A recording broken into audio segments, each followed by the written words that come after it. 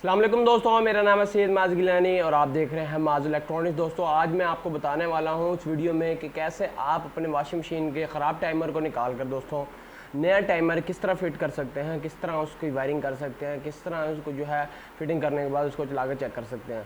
तो आज मैं आपको बताने वाला हूँ दोस्तों। उम्मीद है आपको ये जो है वीडियो पसंद आने वाली है, क्योंकि दोस्तों ये जो टाइमर हर मशीन के अंदर लगा होता है और इसका कोई कुछ टाइम होता है, कोई महीना, 2, 3, 4, 5, जिसके बाद ये ख़राब हो जाता है और ये बिल्कुल मूव करना बंद कर देता है। तो आज मैं आपको बताऊंगा किस तरह आप अपने वॉशिंग मशीन के अंदर इस तरह का सेम टाइमर को किस तरह रिप्लेस कर सकते हैं। तो उम्मीद है दोस्तों ये वीडियो आज आपको पसंद आएगी। अगर आपको पसंद आए इसको लाइक जरूर कर देना, चैनल को कर देना सब्सक्राइब। और चलिए अब शुरू करते हैं जी इसकी हम रिपेयरिंग।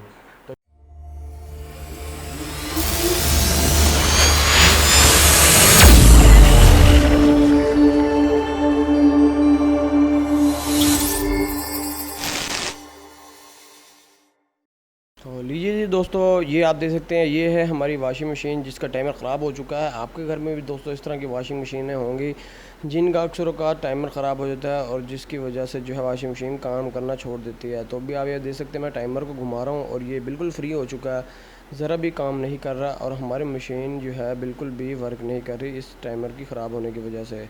तो सबसे पहले हम इसको खोल लेते हैं और फिर हमने करना है इसका चेंज टाइमर। तो आप देख सकते हैं ये लगा हुआ जी इसके अंदर टाइमर जो कि पुराना है, तो इसकी जगह हमने लगाना है नया टाइमर। जो नया टाइमर दोस्तों वो भी सेम ऐसा ही है, सेम कलर होते हैं, बस 19-20 कलर में फ़र्क हो सकता है, लेकिन अलाइनमेंट सेम होती है। जिस तरह की मैं आपको बताऊंगा उस तरह ही आपने वायरिंग करनी है। तो आपका टाइमर आप खुद फिट कर सकते हैं। आपने येलो को दोस्तों येलो वायर के साथ कनेक्ट कर देना है, रेड को रेड के साथ, ऑरेंज को ऑरेंज के साथ कनेक्ट कर देना है, ग्रे को ग्रे वायर के साथ और ब्लैक को ब्लैक के साथ और ब्लू को ब्लू के साथ। ये तकरीबन जो है सेम कलर में आपको टाइमर मिल जाता है। जिस तरह पुराना टाइमर आप उतारेंगे उस तरह ही दोस्तों आपने जो है नया टाइमर भी लगा लेना है। तो इसको लगाना इतना मुश्किल नहीं है, बहुत ही आसान है। तो आप ये घर में ख़ुद लगा सकते हैं। सबसे पहले आपने इसकी जो है वायरिंग वाली टेप जो है सारी तार लेनी है, ताकि आपको वायर्स का जो कनेक्शन है वो नज़र आ जाए। फिर आपने एक एक करके कनेक्शन को खोलना है दोस्तों, और फिर आपने उसको जो है आपस में कनेक्ट कर देना है। सबसे पहले हम येलो को येलो के साथ कनेक्ट कर देंगे, उसके बाद हम फिर रेड को रेड के साथ, ऑरेंज को ऑरेंज के साथ दोस्तों कनेक्ट कर देंगे, ग्रे को ग्रे के साथ कर देंगे, ब्लैक को ब्लैक के साथ। तो सबसे पहले हमने जो टाइमर भी उतार लेना है।